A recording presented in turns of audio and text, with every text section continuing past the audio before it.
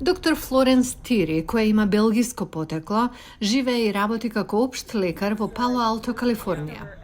Во изминатите неколку недели таа обезбедува бесплатни онлайн медицински консултации на украинците на или во близина на првите линии на руската војна против Украина.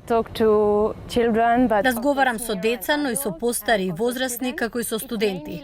Прашањата главно се што можам да направам ако немам лекови. Тоа е голем проблем.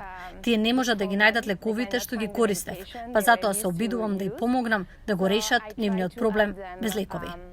Тири учествува во проектот Телехелп, организиран од украински студенти и професори на Универзитетот Стенфорд.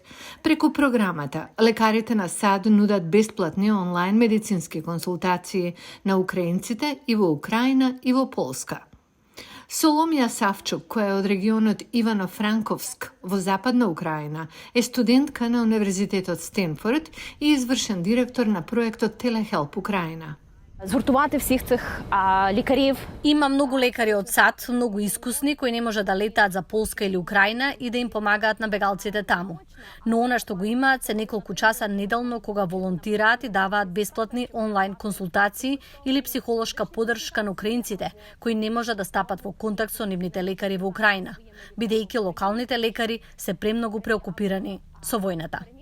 Телехелп Украина работи со широк спектар на лекари, од општи лекари до психолози и психијатри. Со текот на времето се приклучија повеќе специјалисти. Сега списокот вклучува кардиолози, невролози, дерматолози и други. Телехелп Украина ги таргетира луѓето на или во близина на првите линии на фронтот и други тешко погодени области каде болниците и лековите се ограничени. Має хронічне захворювання і в неї Ако некое лице има хронично заболување или е без лекови и треба да започне да зема нов лек, или можеби му треба медицинска консултација, тогаш тоа лице ќе стапи во контакт со нас. На многу украинци има потребна психолошка поддршка. Телехелп Украина има над 20 психолози волонтери. Тие велат дека на младите особено има потребна поддршка.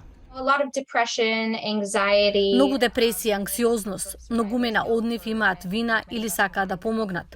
Мислам дека војната ги влоши многу проблемите што луѓето ги има уште пред да почне војната.